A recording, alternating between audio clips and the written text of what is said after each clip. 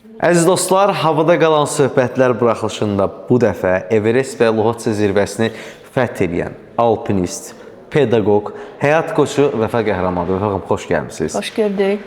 Bugünə qədər biz buraxılışlarımızda çox səyahətdən danışmışıq. Səyahət influencerları, ifaçılar, blogerlər qonaq olublar. Amma ilk dəfədir ki, biz tamam fərqli bir səpkidə söhbət edəcəyik. Baxın, hər zaman biz nəyi deyirik? Uşaq vaxtı ola bilər müəyyən dövrlərdə biz Everestdən danışırıqsa, filmdə izləmişik bunu və çox da insanlara bəzən uzaq, necə deyərlər, bir xatirə idi. Biz istəyərdik ki, indi Everestdə və Lhotse zirvəsi toxunmamışdan qabaq ilk sualımız budur. Ənənəvi olaraq biz qonaqlarımıza sual veririk ki, ilk dəfə hansı ölkənizə siz səyahət eləmişsiniz? Sizə də bu sualdan başlamaq istəyirik. O dağları fəth eləməyə Vəfa xanım nə vaxt başladı, nə vaxt qərar verdi və necə bu yol başladı? 2016-cı ildə bu baş verdi. Mən ümumiyyətlə düşünmürdüm ki, dağlara getməliyəm, dağlara gedəcəm, dağlar mənim xəyalımdır. Amma xəritədə dağlar hər zaman məndə belə xüsusi bir enerji yaradırdı. Yəni xəritədə coğrafiya dərsində dağları tapmaq, onların adını göstərmək dərsimizin bir hissəsi idi və bu mənim üçün çox maraqlı idi. Belə bir enerji var idi, amma belə bir düşüncəm yox idi ki, mən dağlara gedəcəm. Hələ heç düşüncəm yox idi ki, mən alpinist olacağam ümumiyyətlə. Ona görə 2016-cı ildə ilk dəfə dağla tanışlığım oldu. Yəni dağlara getdim. Tanışlığım oldu deyərkən fiziki olaraq getdim. Heydər Əliyev zirvəsi, Qızılqaya massivində yerləşən 3751 metr. Ora getdim. Gedəndən sonra qayıtdım və dedim ki, aha, mən getdim, mən gördüm və salam, yəqin ki, mən bir daha dağlara qayıtmaram deyib və ondan sonra demək olar ki, mütəmadi olaraq Azərbaycan dağlarına getmiş. Bəlkə də mən hərdən fikirləşirəm ki, Azərbaycan dağlarını dəfələrlə enib çıxmış Azərbaycanlı qadınam. Ona görə ki, hər həftə demək olar ki, bizim dağ çıxışlarımız var idi və bir marşrutu gedəndən sonra hətta xatırlayıram ki, dağçı dostlarıma deyirdim ki, yəqin biz daha gəlmərik də, artıq zirvəni görmüşük. Deyirlər, yox, dağlar o demək deyil, sən bir dəfə zirvəyə gedirsən. Ondan sonra doğrudan da il 2026 mən hələ də o dağlara gedirəm, o zirvələrə gedirəm. Artıq o belə olur, qohumuna gedirsən, əqrabana gedirsən, dostlarına görüşə gedirsən. Artıq Azərbaycan dağları mənim üçün Kofe şopa gedərmişcəsinə. O səpkidədir. Həqiqətən həftə sonu məsələn siz dostlarınızla görüşüb kofe içərsiniz. Biz də həftə sonu dağlara gedərik, bərabər bir zirvəni edərik. Hətta bizim qrupumuzda belə yazır ki, gedək həftə sonu bir zirvə var, onu edək gələk. Yəni bizim də görüşümüz artıq dağlardadır. Bəs hansı zirvədən sonra siz qərar verdiniz ki, bu yol məni Everestə aparacaq? Çox maraqlıdır. Azərbaycan dağlarını dəfələrlə çıxış etdikdən sonra müxtəlif marşrutları işlədikdən sonra belə bir hiss yaranır ki, indi nə edim? Artıq mən bu gedirəm və daha sonra bir dağçı olaraq başlayırsan marağında olmağa. Azərbaycanın ən hündür zirvəsi 4466 Bazardüzü. Görəsən bundan sonraki hündürlük nədir? Orada özünü necə hiss edirsən? Orada insan hansı duyğuları yaşayır? Orada hansı fərqindəlik gəlir və s. Bu maraq məni apardı Savalan dağına, İranda yerləşən Savalan dağına. Düzdür, o hardasa 4000, hər halda Bazar düzündən daha hündürdür, 5000-ə yaxın zirvədir. Ondan sonra yenə bir marağın gəlir ki, görəsən 5000-dən sonra nə baş verir? Avropanın ən hündür zirvəsi Elbrus dağına gedirəm. Sonra fikirləşirsən, görəsən 6000-də nə baş verir? Sonra Cənubi Amerikaya gedirəm, dünyanın ən hündür vulkanik zirvəsinə, Ojos del Salado edirəm. Sonra deyirsən, görəsən bundan sonra nə gəlir? Bax belə yolculuq Pamir dağlarına gedirəm. Bax belə bu yolculuq üfüqdə Everesti mənə göstərdi. Amma Lhotse gizlətmiş imiş Everestin arxasında. Bu mənim özüm üçün də bir sürpriz oldu. Amma qismət belə gətirdi ki, mən eyni anda, eyni sezonda 2-8000-lik zirvəni etdim. Bu çox elit bir kombo hesab edilir. Ard-ardına eyni mövsümdə 2 zirvəni etmək çox güclü fiziki hazırlıq və eyni zamanda psixoloji hazırlıq tələb edir. Məndə də bu alındı. Və dünyada bəli, məsələn biz statistikaya baxanda Everestə çıxanların sayı 900 nəfərdirsə, civarındadırsa, Everest və Lhotse kombosunu edən qadınlar statistikaya görə 9-10 nəfərdən ibarətdir. Və bu 9-10 nəfər. Və içərisində də Azərbaycan qadını var. Mən Vəfa Musayeva. Doğrudan da çox maraqlıdır həqiqətən. Bilirsiniz, bu danışılanda da əslində çox da sadə danışılmır. Amma onu gedib orada yaşamaq və eyni anda iki zirvəni fəth eləmək, bu da ona çox böyük maraqlı bir haldır. Çox maraqlı yəqin ki, hadisələr var danışacağınız. Mənə bilsinə maraqlı o ilk 8 minlik o ki zirvəni qalxanda, məsələn, insanın bədəni adama nə deyir? Bu çox maraqlıdır. İnsanın bədəni bir kərə yaşamadığı bir təcrübə yoluna keçir və bədən və psixoloji olaraq səndə suallar yaranır ki, bu nə duyğulardır yaşayıram? Bədən özünə sual verir ki, mən hardayam? Bu nədir? Bu nədir mənim başıma iş açırlar? Çünki mənim bədənimin yaddaşında 6000, 7000 hündürlüyə qədər bədənimin yaddaşı, yəni psixoloji durumum onunla tanışdır. O bilir ki, o hündürlük nədir, orada olan təzyiq nədən ibarətdir, psixoloji hallar nələr ola bilər. Amma 7000-dən sonra Everest və Luxot zirvəsində bu mənim bədənim üçün də, bu mənim əzələlərim üçün, bu mənim psixologiyam üçün də çox yeni bir mərhələ idi və bədənim baxırdı ki, bu nədir, bu hansı təzyiqdir, bu hansı hündürlükdür. Bu necə bir yolculuqdur? Nəyə görə bu qədər uzun gedir bizim yolumuz? Axı zirvə hündürlüyü nə qədər çoxdursa, sənin yolun da bir o qədər uzundur. Ekspedisiyanın müddəti də bir o qədər uzundur və bədən və psixoloji olaraq suallar yaranır ki, mən hardayam? Niyə bu qədər uzun müddətdir ki, mən komfort zonadan çıxmışam? Niyə ağır nəfəs alıram? Niyə günlərlə mən susuzam? Niyə görə mən acam? Niyə görə mən gecələr belə narahatam? Bu nə temperaturdur? Bu nə küləkdir? Bu nə şaxtadır? Bəs necə tab gətirirsiniz o aclığa, o susuzluğa? Bu qədər suallar yaranır. Görünür ki, artıq bədən o 7000 səviyyəsini keçəndən sonra, 8000-dən tanışlığa gələndən sonra sən psixoloji olaraq, məsələn, məndə 7000-dən sonra, mən bunu bir çox müsahibələrimdə də demişəm, indi də vurğulamaq istəyirəm ki, 7000-dən sonra zirvəyə özümü sözün əsl mənasında apardım. Danışa-danışa, anlata-anlata ki, vəfa. Bax, dünə nə qədər sən 5000-i də bilmirdin, 5000 hündürlüyü də bilmirdin. Amma tanış oldun, 6000 hündürlüyü də bilmirdin. Tanış oldun, bax 7000-ə qədər gəlmisən. Növbəti ən hündür minliyi yaşayacaqsan və bunu biz bərabər gedəcəyik. Bu bəlkə biraz dəlicə səslənə bilər, bəlkə biraz sizin fikrinizdə görəsən bu nə danışır. Amma düşünə bilirsinizmi, o hündürlükdən sonra günlərlə özünüzü yola gətirirsiniz.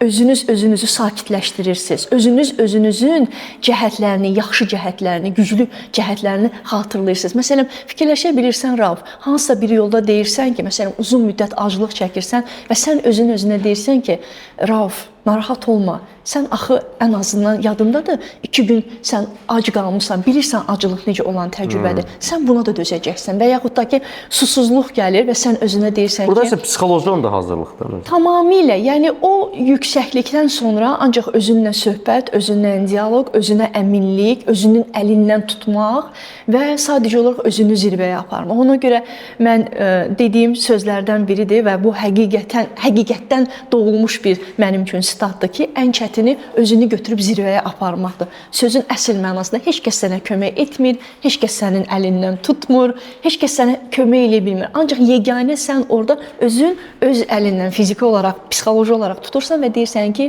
gedək zirvəyə. Bəs müəyyən hündürlükdən sonra o aclıq hissi dayanır yoxsa necə? Artıq orada mübarizə hissi belə deyim də, ayağa qalxdığı üçün, aktivləşdiyi üçün aclıq hissi, qorxu hissi və digər hisslər ikinci plana keçir.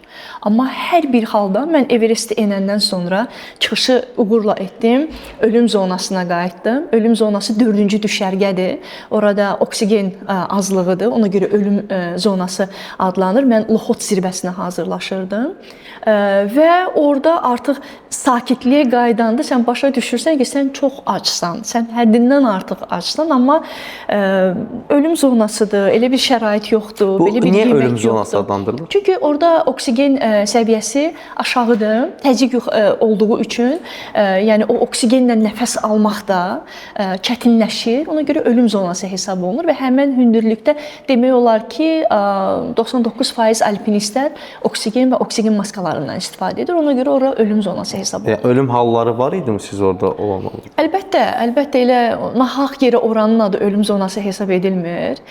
Bir çox insanlar hətta zirvəni uğurla edəndən sonra geri qayıdırlar və o düşərgədə, 4-cü düşərgədir, Everestdə ən yaxın düşərgə hesab olunur. Hesab olunmur, elədir. Qayıdandan sonra çoxu orada sadəcə olaraq tükənmişlik hissi yaşayır. Bəzilərində artıq ödemlər yaranır, nə bilim beynə və ciyərlərə hava çatışmazlığından bəzi problemlər yaranır və çox insanlar demirəm, bəzi insanlar orada belə deyim həyatını itirirlər, bəzi insanlar daha çox enişdə həyatını itirirlər. Yəni müxtəlif yerlərdə baş verə bilər, amma daha çox bədəndə olan narahatlıqlar həmin o 4-cü düşərgə ölüm zonasında baş verir. Siz nə qədər müddət qaldınız bəs orada? Ölüm zonasının əslində çox qalmaq üçün uyğun bir yer deyil, ümumiyyətlə qalmırlar. Ora o düşərgədir ki, aşağıdan yuxarıya çıxarkən həmin zonada sadəcə olaraq çatırsan, son hazırlıqlarını edirsən, zirvə hazırlığını edirsən, bir balaca dincəlirsən və zirvə yürüyüşünü edirsən. Zirvədən sonra da yenə ölüm düşərgəsinə qayıdırsan, yenə də bir balaca dincəlirsən, aşağı enmək üçün hazırlıqlarını görürsən, düşürsən. Yəni əsasında ora qalmaq, gecələmək, gün keçirmək üçün yer deyil. Ora belə deyim də son dayanacaqdır. Zirvədən öncə son dayanacaqdır. Çox maraqlıdır doğrudan da. Bilirsiniz, siz danışırsınız, mənim ağlıma o film gəlir və bir sual vermək istəyirəm Vəfa xanım. Everest filmi doğrudan reallığı əks etdirir, yoxsa necə? Mən deyərdim ki, reallıq ondan daha çətin, reallıq ondan daha tükürpədicidir. Mən əslində sual verənləri və qarşı tərəfdə oturan insanları çox gözəl başa düşürəm. Çünki o təcrübəni yaşamadan sual ancaq sual formasında qalır. Evet. Amma yaxınlarda metrodan istifadə etməli oldum və əyləşmişdim birdən başımın üzərində. Gözümü qaldırdım, gördüm ki, başımın üzərində bir dağçı dostum var və ona belə toxundum ki, mən buradayam, salamlaşdıq. O peşəkar alpinistdir, dağları çox gözəl bilir. Və o mənə sadəcə olaraq nə dedi? Dedi ki, Vəfa, sən Everest zirvəsinə qalxdın, endin, afərin sənə, mən səni bir daha təbrik edirəm, səni belə görməmişdim həyatda. Amma həqiqətən mən sadəcə olaraq şok yaşayıram ki, sən necə o zirvədən sonra Lhot zirvəsini eləmsən. Bu fiziki güc deyil, bu sadəcə olaraq psixoloji güc lazımdır ki, sən ikinci zirvəni psixologiyan səni qaldıra bilsin, yəni hazır olsun. Fikrimi nəyə gətirib çıxardıram? Bax, onun o cümləsi, onun o dediyi fikir mənim qəlbimdə elə bir titrəyiş yaratdı ki, mənim sanki gözüm doldu. Nəyə görə? Sanki elə bir uzun müddətdən sonra ilk dəfə idi ki, mənim hisslərimi anlaya biləcək bir insanı görürdüm. Fikrimi çatdıra bilirəm. Çünki mənim ətrafımda olan insanlar əsasən dağdan uzaqda olan insanlardır. Yəni müsahibə verdiyim insanlar. Onlar sadəcə olaraq filmlərə baxıblar, mənə suallar verirlər və s. Amma o birəbir bu təcrübəni yaşayan insan olduğu üçün elə bir güclü alpinistdən o sözü alanda elə gözlərimdə oldu ki, yəni sən doğrudan da başa düşürsən də mən nə yaşamışam. Sən doğrudan bilirsən ki, mən hansı risklərdən və hansı o çətin durumlardan keçmişəm. O sadəcə olaraq o necə deyim, sözü mənə deyəndə o mənim qəlbimə çox toxundu. Mən bir daha orada özümə dedim ki, Vəfa, doğrudan da hələ bəlkə sən heç özün də bir o qədər fərqində deyilsən ki, sən əslində nə etmisən. Təbii ki, yəni doğrudan da bilirsiniz, insan bəlkə də müəyyən dövrdən sonra artıq etdiyi şeylərin fərqinə var, amma biz sadəcə izləyiciyik burada və sizin o xəbərləriniz sosial şəbəkələrdə yayımlananda, məsələn, mən onu görəndə bilirsiniz, siz dediyiniz kimi biz dağlardan uzaq insanlarıq və bizim üçün o şəxsən mənim üçün çox, mən məsələn, eləyə bilərəmmi düşüncəsinə heç vaxt getmirəm. Çünki eləyə bilməyəcəyimi bildiyim halda. Mən düşünmürəm ki, o qədər mənim psixoloji hazırlığım ola bilər və yaxud mən o qədər bunu bacara bilərəm. Bu mənim üçün biraz, insanlar üçün mən dedim, çoxu üçün eləyə bilməyəcək bir şey kimi başa düşülür. Amma siz bunu elədiniz. Bəs an oldu mu? Həm Lhotsa, həm Everestdə buradan geri qayıtmalıyam düşüncəsinə qapıldınız. O bir saniyə belə gəlmədi. Ona görə yox ki, Rauf, ona görə yox ki, mən çox güclüyəm, ora çox ciddi hazırlaşmışdım, mən beləyəm. Yox, sadəcə olaraq gəlmədi. Elə Everestdən də, Lhotsdan da elə, necə deyim, yüngül dağlar ola bilər, elə rahat, hündürlüyü heç onlar qədər olmayan dağlar ola bilər ki, o hiss sənə gələ bilər. Amma elə çətin dağlar ola bilər ki, heç o hiss sənə gəlməsin. Yəni, o hiss bədənin, şuurun sənə verdiyi təbii bir siqnaldır. Mən gözləmirdim o siqnalı və o siqnal da gəlmədi və mən çox şükür edirəm ki, gəlmədi. Nə yaxşı ki, gəlmədi. Çünki əsasən mən özümə qulaq asan insanam. Əsasən öz siqnallarıma da çox belə diqqətlə yanaşan insanam. O gəlsəydi 99% ehtimal edirəm ki, mən onu dinləyəcəydim, amma çox şükür ki, gəlmədi. Əksinə, gələn siqnal bu oldu ki, Everestdən sonra mən özümlə söhbət eləyəndə mən dedim ki, Vəfa, sən nə hiss edirsən? Yəni sən bu ikinci zirvəni edə biləcəksənmi? Sən buna hazırsanmı? Bax, hamı aşağı enir. Yəni sənin onlarla enmə şansın var. Sənsə ölüm zonasındasan və təksən. Şerpandan təksən. Bax, hamı aşağıya doğru gedir və hər kəs də məni əmin edirdi ki, aşağı enməlisən. Onu cəhd eləmə, çünki heç nə olmasa belə sən fiziki olaraq tükənə bilərsən və sadəcə olaraq tükəndiyin üçün ölə bilərsən. Bax, onda mənə gələn siqnal bu oldu ki, yox, sən bundan sonra o zirvəni edə bilərsən. Hətta ondan sonra növbəti bir zirvəni də edə bilərsən. Yəni o siqnal mənə gəldiyi üçün heç kəsə və heç nəyə əhəmiyyət vermədən mən ölüm zonasında qaldım və növbəti zirvəni gözlədim. Ona görə o siqnal mənə gəlsəydi, mən heç vaxt ikinci zirvəni cəhd eləməzdim. Bəs planlaşdırmadığınız bir kritik məqam yaşadınızmı orada, hər hansı bir çətin vəziyyət? Planlaşdırmadığım məqam bu idi ki, mən çox axındaydım. Necə deyirlər, o bəsirət gözü var, o iki gözün alnının arasında olan o göz də sanki açılmışdı və o gözün gördüyü yeganə nöqtə Everestin zirvəsi idi və mən durmadan ora doğru gedirdim. Birdən hiss edirəm ki, mən nəsə özümü yaxşı hiss eləmirəm. Səhər dan yeri sökülməkdədir. Hiss edirəm ki, özümü yaxşı hiss eləmirəm. Eyni zamanda düşünürəm. Bəlkə artıq uzun saatlardır ki, mən durmadan yol gedirəm. Bəlkə artıq hündürlük çox hündürdür ki, özümü belə hiss edirəm. Bəlkə artıq zirvəyə yaxınlaşıram, həyəcanlanıram. Bəlkə bu sevincdir. Bilmirəm, bax belə bir qarışıq durum keçirirəm, amma özümü real olaraq qiymətləndirirəm, görürəm, yox, bu onlara hələ heç birinə bənzəmir, özümü yaxşı hiss eləmirəm. Nəysə, bax belə aşıram sanki. Sonra qarşımda duran şerpama əlimə çiyninə vururam. Bu bələdçinizdir. Bələdçimdir, bəli, orada şerpa deyirik. Bələdçimə çiyninə əlini vurdum və ona işarə elədim ki, nəsə mən yaxşı deyiləm. Mənim oksigenimi yoxla. Yəni oksigeni yoxlamaq üçün çantanı çıxartmalısan, baxmalısan. Bu özü də bir enerji aparır və həmin yolda bunu etmək, o tezlikdə etmək çox çətindir. Şerpam elə üzünü döndərdi və mənim oksigenimə baxanda gördü ki, oksigen bitibdi. Yəni zirvəyə çatmaqdayıq, oksigen bitibdi və o təlaş keçirdi və gördüm ki, o əsməyə başladı ki, sənin oksigenin bitibdi. Həmən bir kritik an idi, amma qəribədir, Rav. Mən sözün doğrusu budur ki, mən orada həyəcanlanmadım, mən heç narahat olmadım və mən onu əlimlə bax belə işarə elədim ki, sakitləş, sakitləş. Mən yaxşıyam, narahat olma və kəndirdəyik, hər kəs bir kəndinin üzərindədir. Mən kəndirdə özümü söykədim belə divara, buz divara doğru və ona işarə elədim ki, sadəcə olaraq kömək ilə oksigen balonu dəyişməyə. Dəyişdi oksigeni. Neçə balon olur ümumiyyətlə? Mən biri ilə çıxmışam, biri ilə də enmişəm. Daha sonra biri ilə də Lhotsu, aşağıdan Lhotsuya götürmüşəm.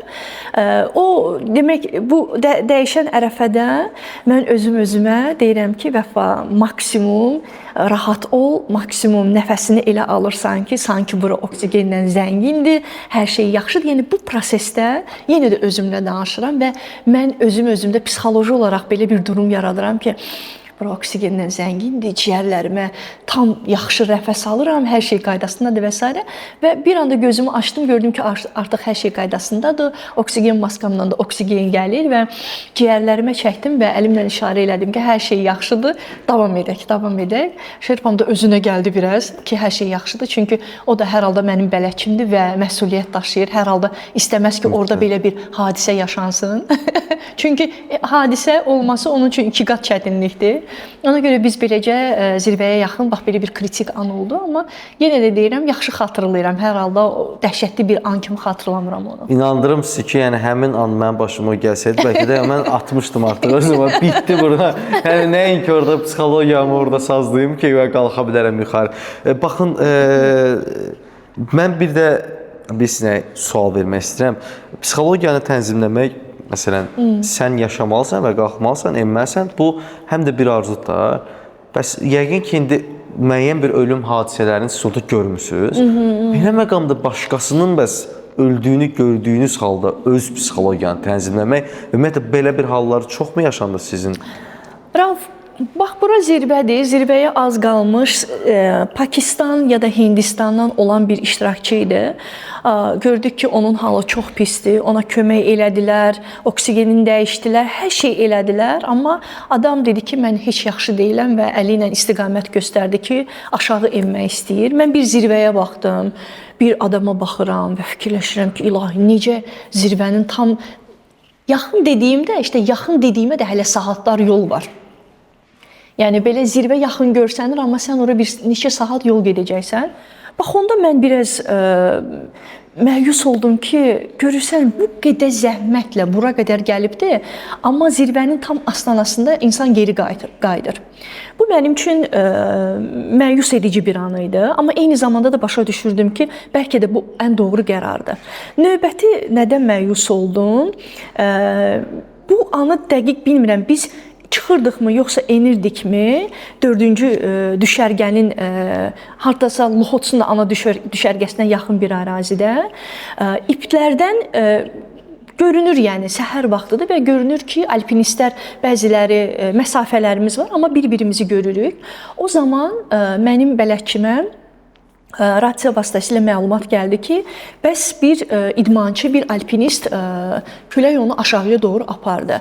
Orada iplərin üzərində bizim xüsusi qurğular var, karabin adlanır. Biz onu sığorta etmək üçün kəndirə birləşdiririk ki, külək və yaxud da ki, dırmanma zamanı bizi sığortalayır. Hər bir, belə deyim də, situasiyadan bizi sığortalayır. Görünür ki, həmən an idmançı ya kəndiri dəyişirmiş, orada kəndirlər də bir-birindən ayrılır və yaxud da ki, öz qurğusunu birləşdirilmiş, bilmirəm, amma küləyin sürətindən həmin idmançı, həmin alpinist üzü aşağıya doğru getdi və o getdiyi yerdə görsənmir. Çox güman ki, o elə belə yerə getdi ki, ya hansısa bir çata düşdü, ya hansısa bir dərinliyə getdi və o həyatını eləcə də itirdi. Zirvəyə tam çatda, yəni onun astanasında artıq çox məşhurdur. Bir alpinistdir, vaxtilə, bilməm neçənci ildəsə elə orada zirvədəcə rəhmətə gedibdi, dünyasını dəyişibdi, elə kəndirdə də qalıbdı. Məsələn, biz idmançılar onun üzərindən adlayaraq gedirik, zirvəmizi edirik. Bəli, filmdə də var. Yəni, bax, sən bunlarla real olaraq o yolculuqda, real olaraq bunları görürsən. Yəni, üzərindən atlayıb gedəcəksən, belə. Keçməlisən, çünki başqa yol yoxdur. Sənin belə bir seçimin yoxdur ki, mən istəmirəm buradan gedim, mən bu yoldan gedəcəm. Bir yol var, ora eyvan deyirlər, yəni balkon deyirlər, bir addımlıq yoldur və bir kəndirin üzərindədir. Sənin heç başqa seçimin də yoxdur. Sən məcbursan həmən onun üzərindən adlayıb keçməyə. Bəli dostlar, verilişimiz Aviadesk Travel şirkətinin sponsorluğu ilə yayımlanır. Aviadesk Travel şirkəti uzun illərdir ölkədə fəaliyyət göstərən və müasir turizm standartlarına cavab verən aparıcı şirkətlərdən biridir. Siz bu şirkətdən səyahətə dair istədiyiniz xidməti peşəkar komanda heyətinin sayəsində ala bilərsiniz. Ətraflı məlumat üçün əlaqə nömrələri aşağıda yazılıb. Elə indi müraciət edin. Baxın, elə bu məqamda doğrudan da psixologiya gərək çox yaxşı ola ki, siz bunların hamısını tənzimləyə biləsiniz. Vəfa xanım, söhbət çox maraqlı oldu. Bizim rubrikamız yaddan çıxdı. Bizim bir rubrikamız var. Bu biraz əyləncəli, biraz da sizi çətinə də çəkməcəsində biz bunu qonaqlarımızla təyyarədə kimlə? Təyyarədə hansı məşhur qonaqla səyahət eləmək? Sizə dəyişmişik. Zirvəni kimlə fəth eləmək istəyirsiniz? Yəni, düşünün, bir zirvəyə dağa çıxırsınız. Hansı məşhur? Burada dünya məşhurları da var, Azərbaycan məşhurları da var, qarışıq. Hazırsınızsa başlayaq. Aha, okey. Ay Allah, heç düşünməmişəm bu vaxtda. Narahat olmayın. Əziz dostlar, bu dəfə havada qalan söhbətlərdə zirvəni kimlə fəth eləmək istəyirsən? Hazırsınız? Hazıram. Nadir Qafarzadə yoxsa Aygün Kazımova? Aygün Kazımova. Aygün Kazımova. Özü də onun mahnısını oxuya-oxuya. Bura hələ sənə tezdir. Allah. Aygün Kazımova yoxsa aparıcı Zaur Kamal? Aygün Kazımova. Aygün Kazımova yoxsa Xəzər Süleymanlı? Xəzər Süleymanlı. Möhtəşəm şeir deyə qalxır. Əlbəttə. Poeziya. Xəzər Süleymanlı yoxsa Bilal Əliyev? Xəzər Süleymanlı. Xəzər Süleymanlı yoxsa Will Smith? Will Smith. Artıq burada daha fərqli səyahətlər olur. Çünkiləri çoxdur. İzah verməyim. Will Tamam, Smith. davam edeyim. Will Smith yoxsa Gülay Zeynallı? Will. Will Smith yoxsa Şəbnəm Tovuzlu? Will. Will Smith yoxsa Nigar Camal? Will. Will Smith yoxsa Namiq Qaraçuxurlu? Will. Will Smith yoxsa Jackcan? Jackie Chan. Möhtəşəm. Jackcan yoxsa Mir Yusif? Jackie Chan. Jackcan yoxsa Ronaldo? Jackie Chan. Jackcan yoxsa Gülyaz Məmmədova? Jackie Chan. Jackcan yoxsa Röya Ayxan? Jackie Chan. Möhtəşəm. Jackcan yoxsa Qurban Qurbanov?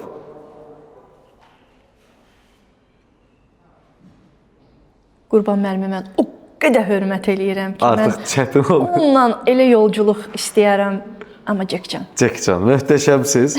Və siz maraqlı Jackcanla hansı zirvəyə qalxmaq istəyirsiniz? Hər hansı bir zirvəyə olar. Məsələn üçün olar Makaluya onunla bərabər çıxmaq istəyərəm. Aha. Ola bilər. Ki doğrudan da mı adam o qədər enerjikdir, rahat şəkildə, yəni onu da bir yoxlamaq lazım olar. Bəli, olar əslində. Maraqlı olar. Vəfa xan, zirvəyə çatmaq önəmlidir, yoxsa düşmək? Məsələn, bu alpinistlərə görə dəyişir, bəziləri vurğuluyorlar ki, qalxanda daha çətin olur, düşəndə asan. Sizə görə necədir ümumiyyətlə bu? Zirvəyə qalxmaq yoxsa enmək önəmlidir. Aha. Zirvəyə qərarlı olub yola çıxmaq önəmlidir. Aha. Qalan heç bir şey önəmli deyil.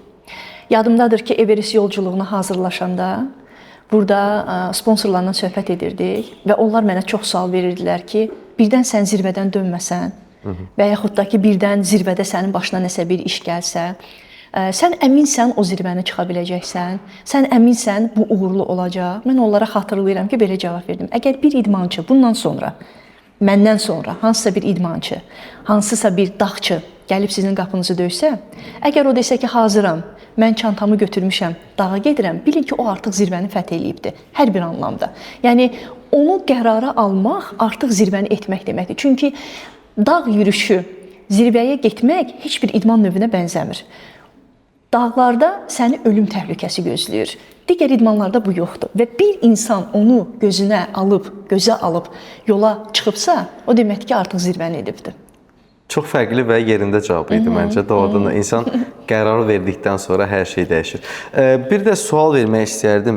Baxın, müəyyən mənada bəzən orada hər hərəkətimiz bizə həm həyatımız üçün təhlükə yarada bilər, həm zirvəni fəth edə bilmərik. Sizcə alpinistlərin ümumiyyətlə etdiyi səhv nə olur? Tələskənlikmi, yoxsa orada anidən verilən hər hansısa bir lazımsız qərarmı, yoxsa lazımsız həyəcanmı? Tez dönməməliyik, bəlkə də yolumuzdan tez dönməməliyik. Səbirli olmalıyıq. Dağlarda mütləq səbirli olmaq lazımdır. Və bir balaca səbr edəndə sən növbəti nə edəcəyini görürsən. Məsələn, mən Everestin o ölüm zonasında qalanda hamı mənə dedi ki, düş aşağı, qalma, o zirvəni etmə. Çünki hava şəraiti də döndü, çox güclü külək idi, qasırğa idi. Amma mən dedim ki, Vəfa, səbr et, səbr et. Ən azından bir neçə dəqiqə səbr et, gör hələ hava nə göstərəcək, gör hələ sənə tez oradan tez oradan düş, orada qalmamalısan deyənlər, gör bir 5 dəqiqə sonra nə deyəcək. Bəzən bir balaca səbr edirsən, doğru cavab özü gəlir.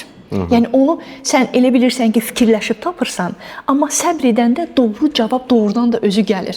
Bax, orada mən o anı götürdüm, çünki orada, çadırda belə əyləşmişəm və öz-özümə deyirəm ki, necə edim, gedim, getməyim, edim, etməyim və bu sualı tez-tez özümə verirəm. Və sonra deyirəm ki, Vəfa, bir balaca sakit dayan, gör hələ ümumiyyətlə hava sənə nə deyir, durum sənə nə deyir. Aşağıdan rasiya ilə mütləq şəkildə sənə nəsə deyəcəklər.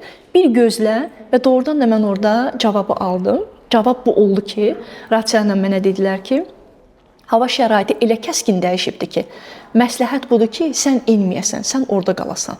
Sən orada qalasan mesajı artıq o deməkdir ki, əgər mən madam ki, ölüm zonasında qalmışam, demək mən Luxot zirvəsinə gedəcəm. Mütləq də, yəni artıq burada qalmışamsa 100% gedəcəm və bu mənim mesajım idi. Səbirli olmaq. Ümumiyyətlə nə qədər müddət çəkir və sizlə maraqlıdır o necə başlayır? Baxın o səyahət, hardan başlayırsınız, harda yığılır insanlar, neçə gün çəkir? Bunlar istəyirdi biraz detallı. Bakıdan uçdum, getdim Nepal, Katmanduya. 1-2 gün qaldıq, əşyalarımız, tanışlıq, hazırlıq, sonra uçduq Luklaya. Lukladan sonra artıq heç bir transportdan, heç bir nəqliyyatdan istifadə etmədən ayaqla 8 gün, 8 gecə yol gedirsən. 5300 metrə qədər ana düşərgəyə varırsan. Ana düşərgəyə varandan sonra 2-3 gün qalırsan, müəyyən hazırlıqlar edirsən. Kumbu adlanan buzlaq ərazidir. Ora gedirik, orada məşqlərimizi edirik. Çıxmadan öncə 3-4 gün bazada qalırıq. Qalandan sonra ilk rotasiyamız başlayır. Rotasiya budur ki, Everestə getmədən öncə mütləq şəkildə bir 6000-7000 hündürlüyü görüb yenidən geri qayıtmalısan. Bu da bizim vaxtımızı aldı. Kamp 1, düşərgə 1, düşərgə 2, düşərgə 3 və geri qayıtmaq. Düşərgə 2, düşərgə 1 və ana. Neçə gün çəkir o belə? Gəldik 6 gün geri qayıtdıqdan sonra yenə də qalırsan ana düşərgədə və yaxud da şəhərə qayıdırsan, biraz daha dincəlmək üçün, oksigen qəbul eləmək üçün və s. 3 gündən sonra bir daha başlayırsan. Düşərgə 1, düşərgə 2, düşərgə 3, düşərgə 4, 4-dən sonra zirvə, zirvədən sonra endim, qaldım ölüm zonasında, Lohots zirvəsi, Lohotsdan düşdüm düşərgə 3, düşərgə 2, düşərgə 1 və ana baza. Ümumiyyətlə neçə gün çəkdi o? Mənim buradan getməyim və geri dönməyim bərabərində 35 günümü əhatə edir. Tək dağda nə qədər? Tək dağlarda olmuşam, 8 günü də çıxsa, harca 20 neçə gün dağlarda olmuşam, amma hər iki zirvənin yolculuğu hardasa məni 6-7 günümü əhatə edir. Qayıdandan sonra nə dəyişdi sizdə? Bax, belə bir çox maraqlı bir sual. Qayıdandan sonra həyatımın axarını, edəcəklərimi daha aydın görməyə başladım. Çünki biz hər zaman özümüzə sual veririk ki, mən bu dünyaya niyə gəlmişəm? Mən nə etməliyəm? Hər dəfə nəyləsə məşğul olanda fikirləşirik ki, bəlkə heç mən bunu etmək üçün gəlməmişəm. Bəzən oturursan işdə, nə bilim, bəlkə də bilmirəm özünü sorğulamısan, bu sual sənə gəlibdirmi? Nədir bu işıqlar? Mən bu mikrofonla həmişə burada durmalıyam? Budurmu mənim həyatımın missiyası? Və yaxud da budursa, mən buradan insanlara nə deyirəm? İnsanlara ümumiyyətlə, yəni bu kimi suallar mənim həyatımda çox idi. Everestdən qayıdandan sonra mən elə bilirdim ki, Everest bir fiziki dırmanışdır. Getdim, gəldim və salam, amma Everestdən gələndən sonra gördüm ki, o olur Məlik Məmmədin nağılında o 40 qapı olan kimi Everestin də qapıları, Everest də həyatın qapılarını sanki mənə açdı və mənə indi daha aydın göstərməyə başlayıbdı ki, həyata nə üçün gəlmisən və nələr etməlisən. Və mən də bu yolu yavaş-yavaş Everestə çıxdığım kimi, Lohotsa çıxdığım kimi addım-addım irəliləyirəm yəni. Bəs indi hədəf varmı hər hansısa bir, yəni düzü təbii ki, hədəflərinizi yerinə yetirmisiniz. Varmı hədəf? Deyəsən Kilimanjaro məni səsləyir. Aha, maraqlıdır. Mən Kilimanjaronun səsini eşidirəm. Artıq oranın təbiəti ilə, insanları ilə yazışıram. Marşrutları incələyirəm. Hansı marşrutu çıxsam, hansı tarixlər mənə daha uyğun ola bilər. Artıq belə bir olur yenə deyirəm, o görüşə insan necə hazırlaşır, saçına baxırsan, gözünə, qaşına baxırsan, geyiminə fikir verirsən və s. Artıq Kilimanjaronun görüşünə hazırlaşmış kimi özümü hiss edirəm. İncələyirəm, hər bir işimi, gücümü planlama başlayıbdı. Deyəsən Kilimanjaro məni çağırır və mən onun görüşünə gedəcəm. Maraqlıdır, çox necə deyirlər, deməkdir ki, rahat şəkildə siz artıq oranı da fəth edə bilərsiniz. Niyə deyirik əslində? Allahın izni ilə mən heç bir şeydə belə 100% əmin söz deməyə xoşlamıram. Söz təbiətindir, söz kainatındır. Kainat əgər o zirvəni mənə okey versə, desə ki, Vəfa gəl, Kilimanjaro səni əbəs yerə çağırmayıbdı, mütləq şəkildə orada olacağam Allahın izni. Möhtəşəmsiniz. Vəfa xanım, bizim növbəti rubrikamız Ənlər rubrikasıdır. Ənlər rubrikasında dediyimiz kimi biz bundan öncəki buraxılışlarda məsələn ən gözəl gün batımı dedikdə bizim qonaqlarımız ölkənin adını çəkirdi. Siz də zirvələrin adını çəkəcəksiniz. Hazırsınızsa başlayaq. Əziz dostlar, Vəfa Qəhrəmanla Ənlər rubrikası. Ən qorxulu an yaşadığınız yüksəklik. Ən qorxulu yaşadığım yüksəklik. olmayıb da, amma şəlalədən aşmışam və şəlalədə saatlarla gözləmişəm ki, kimsə məni buradan xilas eləyəcək. O da Azərbaycanda baş veribdi. Doğrudan. Bəli, bəli. Tufan dağa gedən yolda olubdu, orada baş veribdi. Orada o anı yaşamışam sadəcə olaraq, amma zirvədə elə bir anı xatırlamıram. Ən sakit hiss etdiyiniz zirvə? Lhots. Lhotsun düşərgəsində. Möhtəşəm. Ən çox bədəninizi yoran dağ? Pamir dağları, İbn Sina zirvəsi. Ən təhlükəli hava şəraiti? Ən Xınalıq zirvəsi dəhşət idi. Xınalıq zirvəsi. Bizim Xınalıq zirvəsi. Bəli, bəli. Elə hava şəraitində idi ki, göz gözü görmürdü və küləyin sürəti və qar. Ona görə deyirəm də, yəni dağ hündürlüyü ilə deyil, yəni hər an hər şey baş verə bilər. Ən uzun davam edən ekspedisiya Everestdir. Ən ağır gecə keçirdiyiniz düşərgə? Pamir dağları 3-cü düşərgə. Nəsə bir şey baş vermişdi? Yanımda olan dağ yoldaşım narahat idi və kabus görürdü, tez-tez yuxudan oyanırdı. Orada yatmaq çox çətin idi, oksigensiz. Biz buna çalışırdıq və tez-tez yuxudan oyanmaq və tez-tez onun yanında olmaq öz adıma deyil, onun adına çox narahat idim. O gecəni heç vaxt unutmuram. Ən çox bunu artıq cavablamışsınız, amma yenə də geri dönməliyəm dediyiniz an. Bu Everest deyil, ümumiyyətlə dağçılıq, alpinistlik həyatınızda olubmu? O hələ mənə gəlməyibdi. Geri dönməliyəm deyə bir mesaj almamışam. Ən riskli qərar verdiyiniz an? Hamı dedi ki, Lhots etmə, ölə bilərsən, amma mən etdim. Ən çətin eniş? Ən çətin eniş Xınalıq enişi olmuşdu mənim üçün, ən çətin eniş. Ən səbir tələb edən?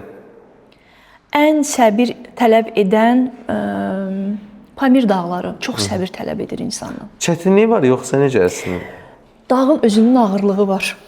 Dağın özünün ağırlığı var. Hətta baxırsan ki, gedirsən də, yəni belə bir şey yoxdur ki, cığırdır, yoldur, düşərgələr arasında elə bir texniki çətinliyi yoxdur. Amma dağ özü o qədər ağır idi, aurası o qədər ağır idi, o qədər çətin gəlirdi ki, sanki nəfəs alırdın, nəfəs verib təzədən ciyərinə hava ala bilmirdin. Yəni o dərəcədə ağır idi. Everestdən daha çətin idi. Everestdən daha çətin idi mənə. Mən yenə də deyirəm ki, yəni Pamir dağları mənim üçün daha çətin idi. Ən böyük dərs aldığınız zirvə? Everest mənə elə bir dərs veribdi ki, bu həyatda. Heç bir dağda o dərsi almamışam. Ən buna dəyərmiş dediyiniz an? Yaxşı ki, iki zirvənin ikisini də etdim. Möhtəşəm bir cavabla əslində rubrikamızı sonlandırdıq. Doğrudan da, Rəfa xanım, dağlar insana nəyə öyrədir? Dağlar insana onu öyrədir ki, belə kobud dildə deyəcəm də, yerə enəndən sonra güzgüyə baxanda, güzgüdən bir adam qayıdır sənə deyir ki, daha bura qədər artistlik eləmisən, bəsdir, bundan sonra artistlik eləmə, çalış bundan sonra çox yaxşı yaşa. Çünki özün də görürsən ki, hər an ölümdür, təhlükədir, həyatdan getmək, yəni hər saniyədə var. Artistlik o mənada ki, yəni doğrudan artistlik yox. Yəni necəsə fikirləşmirsən ki, hələ həyat var, hələ də həyat davam edir, mən hələ buradayam. Güzgüdəki həmin o dağ zirvədən sonra güzgüdən olan insan sənə deyir ki, tamam da, yəni bura qədər okey, amma bundan sonra belə eləmə, çalış, yaxşı yaşa. Dostluqlar qazanmısınızmı? Maraqlıdır. Məsələn, hər hansısa bir anlar dağlarda ümumiyyətlə başınıza gələn qeyri-adi hadisələrdən istədik danışasınız. Dağ dostluqları belədir ki, dağda hətta heç tanımadığın bir insan sənə əgər bir qurtum su veribsə, o səndən ömür boyu bir bağ yaranır. Çox qəribədir ki, heç sən söhbət eləməsən belə, sən onu yenə növbəti hansısa bir dağda görəndə qucaqlaşırsan, danışırsan, o qədər bir-birinə doğma gəlirsən, amma belə bir ancaq su bölüşmüsən də, belə deyim, bir qurtum su vermisən və yaxud da ki, o sənə veribdir. Amma sən elə bir bağ yaradırsan ki, hər zaman onu izləyirsən, hər zaman qəlbin, ruhun, nə bilim, duan onunla olur. Görürsən ki, o hansısa bir zirvəyə gedir və s. Dağlar çox danışılan, çox söhbət və dialoq olan yer deyil. Çünki sən orada durmadan fiziki hərəkət edirsən və çətinlikdəsən. Amma o çətinlikdə, o susqunluqda elə bir dialoq baş verir ki, sən ömür boyu dost olursan və ömür boyu dost olaraq qalırsan. Bəli, doğrudan da bu çətin anda yaranan dostluqlar uzun müddətli olur. Bəs başınıza gələn hadisələrdən, ola bilər gülməli hadisə, ola bilər çətin hadisələr, nələr var bizim üçün danışacağız? Çətindir mənə belə şeyləri xatırlamaq. Birdən elə anlarda gəlir ki ağlıma, amma elə sual verəndə heç baş vermişlər. Yaddan çıxır əslində, maraqlı. Bilmirəm, hamısı maraqlıdır. O qədər maraqlıdır ki, bilmirəm, çox maraqlı.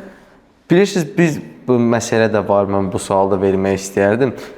Bəzən bir neçə mən ümumiyyətlə yazda görmüşdüm ki, vurğulayırlar ki, mən bu əslində elə öncə verəsiydim. Mənim yüksəlikdən sonra insanlar təbii ki, bəyan psixologiyadan da asılı olur ki, halüsinasyonlar görməyə başlayır. Bəli. Bu düzdürmü belə bir şey? Bəli. Mənim gözümün qabağında da baş veribdi. Bəzi insanlar zirvəyə çata-çatda görürsən ki, çox normal gəlibdi. Bir də görə bilərsən ki, kimsə zirvədə qaçır, harasa doğru gedir və əli ilə nəsə hərəkət edir. Məsələn, sən sual verirsən ki, nə edirsən, nə olubdu? Deyir ki, dayan, toyuq cücələrimi hinə salım, gəlirəm. Misal üçün deyirəm. Sən onda başa düşürsən ki, bu başqa.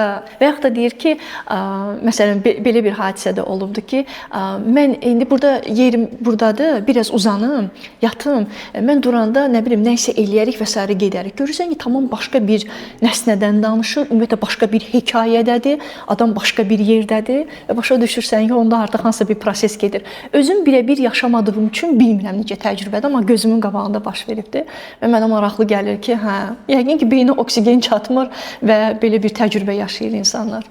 Baxam, doğrudan da siz danışırsınız, bizim gözümüzün önündə həqiqətən kino kimi canlanır hər birisi.